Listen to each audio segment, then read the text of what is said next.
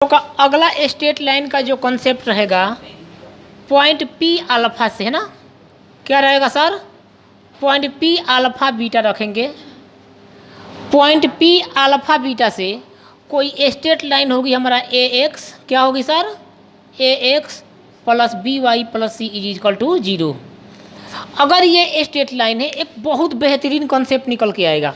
ये हमारा क्या है? स्ट्रेट लाइन है। और बिंदु पी अल्फा से, अल्फा बीटा से अगर हम लोग एक परपेंडिकुलर डालें तो उस परपेंडिकुलर की लंबाई क्या होगी, अर्थात उस लंब की लंबाई क्या होगी। जैसे कहने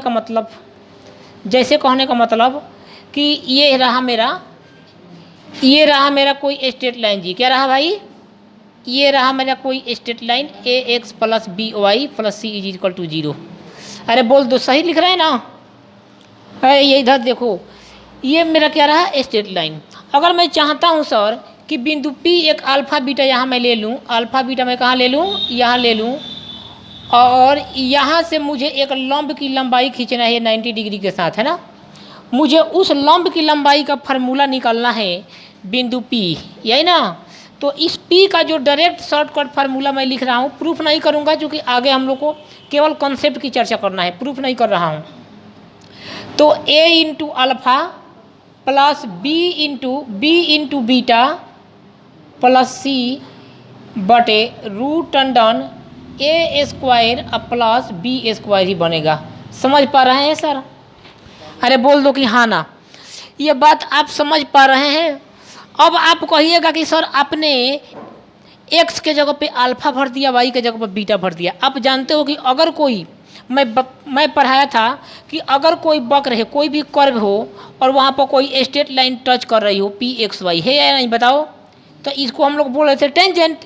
यानी एक्स वाई का हर वैल्यू इसको क्या करेगा? एक्स वाई का हर वैल्यू इस वक्र के समीकरण को क्या करेगा? सेटिस्फाइड करेगा। तो एक्स वाई का इसलिए मैंने क्या कर दीजिए कि जब अल्फ़ा बीटा इसको टच, अल्फ़ा बीटा से जाने वाली लाइन इसको टच कर रही है तो इसका भी एक्स तल वाई तल इसमें क्या हो रहा है? इसी में सिमेट्री है, एज ए सिमेट्री। लेकिन अगर मैं ये में हम लोग का हो गया फार्मूला। तो अब देखिए सर, एक बहुत तगड़ा कॉन्सेप्ट बन के आता है। अगर कोई स्ट्रेट लाइन होगी, अगर सर आपका कोई स्ट्रेट लाइन होगी, जैसे मान लिया कि मैं एक स्ट्रेट लाइन ले लिया। इस स्ट्रेट लाइन का जो इक्वेशन है sir a x plus B Y plus C is equal to 0। और अब कॉन्सेप्ट ये बोलता है कि बहुत इसमें एडवांस लेवल में सवाल आया है, जेई एडवांस में और मेंस में भी सवाल आया है। और हर साल कोई भी ऐसा जेई मेन का, कभी कोई भी ऐसा जेई मेंस का पेपर नहीं रहा जिसमें इस पैटर्न पर सवाल नहीं आया।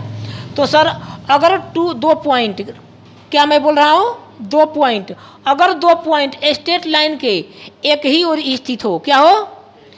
बिंदु P अल्फ़ा बीटा और बिंदु Q गामा डेल्टा।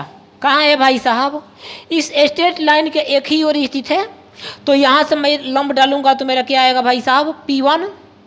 और यहाँ से मैं लंब डालूंगा तो क्या आएगा भाई साहब? P2। तो नियम कहता है मेरे दोस्त कि अगर हम किसी स्ट्रेट लाइन के एक ही साइड में 2 पॉइंट रख दें तो दोनों प्रोडक्ट जो लेंथ ऑफ परपेंडिकुलर है सर P1 इंटू P2 हमेशा पॉजिटिव होगा, यानी 0 से क्या होगा sir?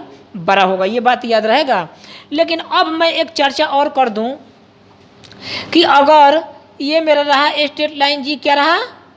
A x plus B Y plus C is equal to 0। कोई भी ऐसा जेई एडवांस और मेंस का पेपर नहीं है जिसमें इस कॉन्सेप्ट पे सवाल नहीं आया। तो इसलिए ये अपना थिंकिंग पावर है, मुझे सोचना पड़ेगा कि भाई दोनों एक ही साइड में है ना। तो अगर मान लीजिए दोनों को हम मल्टीप्लाई करेंगे, दोनों परपेंडिकुलर लेंथ, तो निश्चित रूप से क्या आएगा जी? पॉजिटिव ही आएगा। अगर एक जो पॉइंट है बिंदु P को मैं यहाँ पर अल्फ़ा बीटा को मैं यहाँ रख देता हूँ सर, ठीक है।